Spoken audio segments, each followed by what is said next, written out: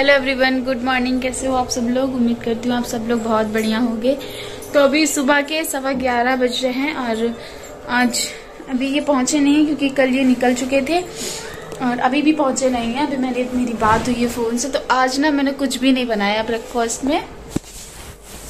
आज कोई नाश्ता नहीं बना है। आज ना मैंने कुछ भी नाश्ता नहीं बनाया क्योंकि मुझे समझ ही में नहीं आ रहा था। जब सिर्फ यही नहीं है घर में, लेकिन मेरे कुछ नहीं समझ में आ रहा था कि मैं बनाऊं क्या। और मेरा कैमरा अजीब सा ही ब्लर ब्लर आने लगा है, पता नहीं इसमें क्या हो गया है। मैंने भी थोड़ा सा कैमरा साफ किया है, पता नहीं उसमें क्या हो गया। इसका जो टेम्पर्ड लगा है थोड़ा सा कैमरे के पास से उखड़ गया है, पता नहीं उसमें क्या हो गया है। तो बस अभी हम लोगों ने सिर्फ चाय और ब्रेड बटर खाया है और अभी मैंने बाहर ना सब्जी खरीदी है, देखो एकदम फ्रेश सी सोया मेथी। तो बस अभी इसी को मैं कट करने जा रही थी। मैंने सोचा चलो अपना वीडियो भी स्टार्ट कर लेते हैं।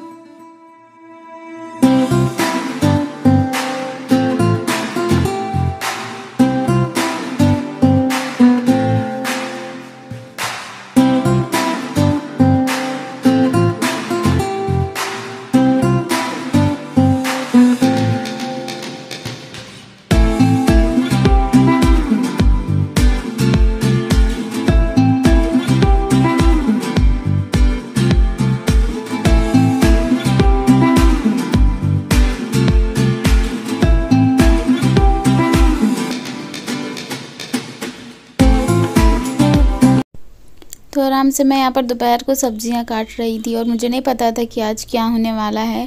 और दोपहर का सुबह का ही टाइम था, तो बस यहाँ पर मैं अपनी वही लंच की तैयारी कर रही थी। मैंने बाहर ही सब्ज़ी ली थी तो बस वो कट कर रही थी। आज का कुछ नहीं पता था, कल अभी शाम को ये निकले थे और आज अभी 10 दिन बाद मैं ये वीडियो अपना जो है वो एडिट कर रही हूँ। तो आज आप लोगों से बात कर रही हूँ। आज अभी तक मैंने कोई वीडियो नहीं डाला, 10-11 दिन हो चुके हैं। और भाभी आज के दिन मतलब पहले ये 6 तारीख का वीडियो है, ये 6 तारीख का सुबह का वीडियो है और भाभी शाम को एक्सपायर हो गई थी। और इतनी ज़्यादा उनको तकलीफ़ थी, इतना सारा कुछ सब कुछ चल रहा था, लेकिन ये उम्मीद नहीं थी। कल के दिन हम लोग अभी सुबह मिलकर आए थे उनसे और क्या पता था कि क्या होने वाला है। सुबह से मैंने अच्छे से वीडियो स्टार्ट किया था, सब कुछ हो रहा था और बस शाम में अचानक से 10 मिनट पहले हमारी बात हुई और बस 10 मिनट भी नहीं लगा उनको कि बाद में दोबारा फ़ोन आ गया कि वहाँ पर भाभी नहीं रही हैं, ख़त्म हो गई थी भाभी। शाम को 6 बजे के करीब फ़ोन आया था, 6-6:15 का ही टाइम हो रहा था। तो कभी किसी को ना कुछ समझ में नहीं आता कि कब क्या हो जाएगा। तो सुबह से बिल्कुल सारा सब कुछ अच्छा खासा था। उनकी तबीयत तो ठीक वैसे ही नहीं चल रही थी, लेकिन और सब चीज़ें जो नॉर्मल थी वो सब चीज़ें नॉर्मल थी और सारा कुछ चल रहा था। दवा भी खा रही थी, अच्छे से बोल चाल रही थी, सब कुछ कर रही थी, बट किसी को क्या पता था कि क्या होने वाला है शाम को। और अचानक से कुछ पता भी नहीं चला। हम लोग अपना घर पर थे, जो काम था डेली रूटीन वाला वही सारे लोग कर रहे थे। अब ना सर्दियाँ चालू हो गई तो हाथ में दुनिया जहान की कोई भी चीज़ें लगा लो, बट हाथ जो है ना ये हरी सब्जी काट के पूरे ख़राब से हो जाते हैं, काले काले से। मेरे तो हो जाते हैं, मैं कुछ भी लगा लूँ मेरे हाथों में ये सबसे ज़्यादा ये अंगूठा और ये वाली उंगली पूरी काली हो जाती है।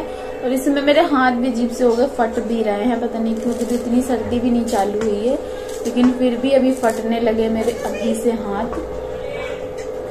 तो लेकिन सब्जियां मुझे चॉपिंग बोर्ड पे काट लेती हूँ, बट कभी कभी आलस आ जाता है कि इसको कौन निकाले कौन धोए, तो हाथ से भी कट करनी पड़ती है मुझे।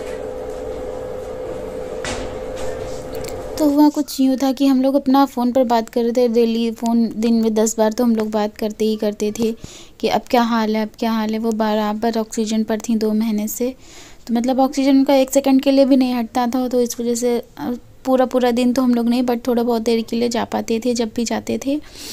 तो सुबह शाम में ऐसे करके जाते थे सारे लोग थोड़ा सा मिलकर। लेकिन भैया वहीं पर रहते थे तो हम लोग फ़ोन पर बार उनसे पूछ लेते थे। और आज मैंने कढ़ी बनाई थी, फिर मैंने भैया को दोपहर में फ़ोन किया कि क्या कढ़ी खाएंगी, तो ऐसा हुआ ना कि उनको कुछ देना नहीं था, उनको ये सारी चीज़, उनको कढ़ी वगैरह पसंद बहुत थी, इसलिए मैंने सोचा था ना कि उनको डॉक्टर ने बोल दिया था कि इनको सारा कुछ खिलाओ पिलाओ, इसलिए मैं पूछ रही थी भैया से क्या खाएंगी, तो भैया ने मना कर दिया, इसलिए मैं लेकर नहीं गई थी। मुझे क्या पता था कि शाम को कुछ ऐसा हो जाएगा, वरना मैं ज़रूर से ही खिला देती। डॉक्टर ने बहुत पहले से, मतलब 4-5 दिन पहले से कह दिया था कि अब इनको घर ले जाओ या जो ये खाएं पिएं इनको वो खिलाया जाए।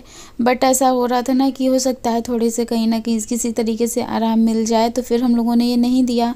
बाकी उनको मैं कल मिठाई भी देकर आई थी, और कल ही की सुबह तो देकर आई थी, बट वो मिठाई भी वो नहीं खा पाई क्योंकि उनकी तबीयत बिल्कुल भी नहीं ठीक चल रही थी। इधर हफ्ते भर से 15 दिन करीब हो गए थे जो मतलब बिल्कुल वो ठीक नहीं थी, वो इधर उधर की बातें करती थी सारा कुछ सब कुछ। और 10 मिनट पहले हम लोग की भैया से बात हुई कि कैसा क्या हाल है, तो भैया वही बता रहे थे कि हाँ वैसे ठीक हैं, जैसे अभी तक चल रही थी वैसे। और वो फ़ोन कर बात ख़त्म करके जैसे ही अंदर पहुंचा तो उसको पता चला कि अब कुछ ज़्यादा ही तबीयत उनकी ख़राब हो रही है, तो डॉक्टर ने कुछ दवा लिख कर दी और बस वो लेने बाहर चला गया। जैसे वापस आया तो पता चला कि उनको वेंटिलेटर पर शिफ्ट किया जा रहा है। तो जैसे ही उन्होंने अपनी मम्मी से बोला कि हमें गोदी ले लो, बस उन्होंने जैसे गोदी बैठाला, उनको गोदी में लिटाया अपनी, और वेंटिलेटर का पाइप डाला गया उनके मुंह में, तो वैसे ही उनका पेट फूल गया और वो अपनी मम्मी की गोद में ही ख़त्म हो गई थी।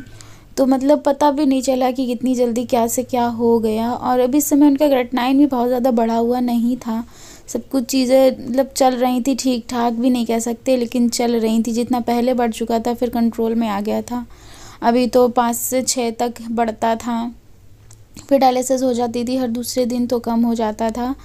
मतलब अल्टरनेट उनकी डायलिसिस चल रही थी, और लेकिन उन्होंने एक डायलिसिस इस बार छुड़वा दी थी, उन्होंने नहीं कराई, बोली बहुत दर्द होता है मुझे नहीं कराना।